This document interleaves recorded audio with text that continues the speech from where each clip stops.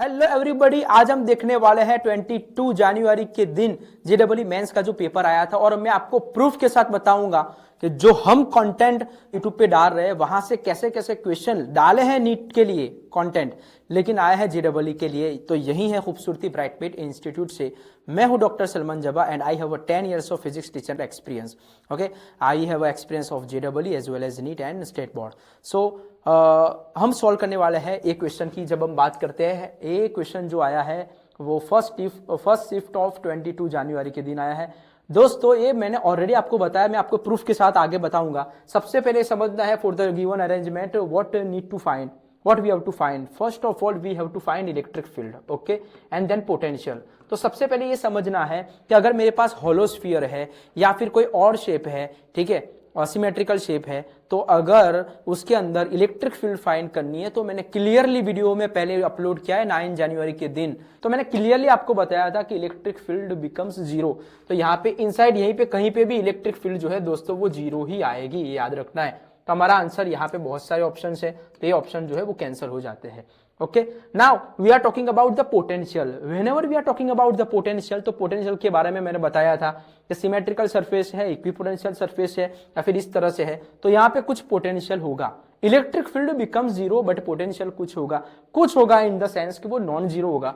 Non zero का मतलब है v does not equal to zero. इसका मतलब हमारा जो आंसर है वो सेकंड आएगा।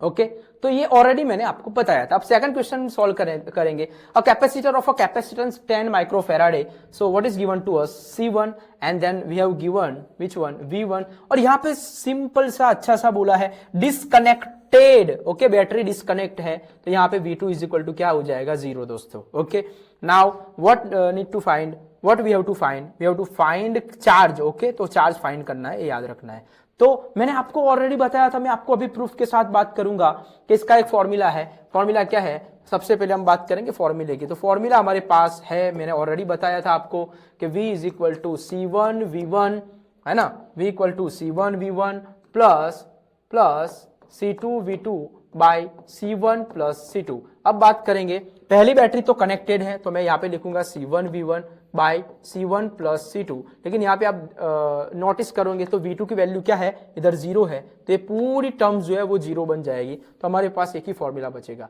Now what is the value of C1? C1 की वैल्यू कितनी है दोस्तों, 10 है। V1 की वैल्यू कितनी है, वोल्टेज यहाँ पे 6 है। Okay, and C1 plus C2 कितना है, मतलब 20 प्लस 10, तो हमारा हो जाएगा 30। तो ये हमारा आंसर जो 10 इंटू 6 कितना हो जाएगा, 60 बाई 30। तो हमारा आंसर जो आ जाएगा दोस्तों 2, है ना, 2 इधर।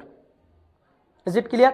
अब now what we need to find charge. जब भी हम चार्ज की बात करेंगे तो C is equal to Q by V।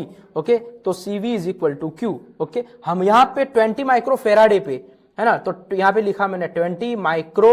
Okay, micro का मतलब होता है 10 टू द पावर माइनस 6, है ना। तो यहाँ पे what is the value of V? V की वैल्यू कितनी है, 2 है।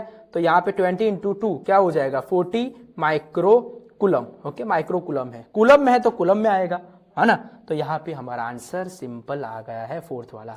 और राइट, और हम देखेंगे प्रूफ के साथ। जब हम बात करते हैं प्रूफ के साथ, तो ये है, हमने वीडियो जो है वो अपलोड किया था 9 जनवरी के दिन 2026 में। और हमारी एग्जाम जेडब्ल्यू की होती है 22 फर्स्ट शिफ्ट में होती है। तो यहाँ पे आप देखोगे नीट के लिए अपलोड किया था, लेकिन कंटेंट आ गया दोस्तों जेडब्ल्यू के लिए। तो यही खूबसूरती है हमारे कंटेंट की। हम बहुत मेहनत और प्रिपरेशन के साथ, डेटा एनालिसिस के साथ लेक्चर लेके आ रहे हैं और आते रहेंगे।